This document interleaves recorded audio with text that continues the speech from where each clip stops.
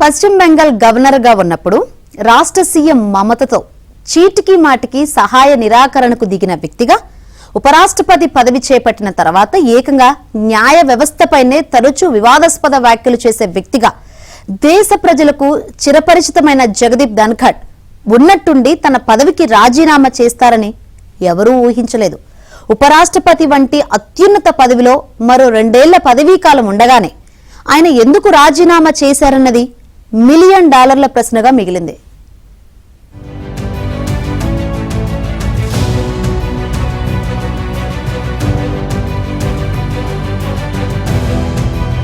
ఉపరాష్ట్రపతి పదవి చేపట్టిన తర్వాత ఏకంగా న్యాయ వ్యవస్థపైనే తరచూ వివాదాస్పద వ్యాఖ్యలు చేసే వ్యక్తిగా దేశ ప్రజలకు చిరపరిచితమైన జగదీప్ ధన్ఖడ్ ఉన్నట్టుండి తన పదవికి రాజీనామా చేస్తారని ఎవరూ ఊహించలేదు.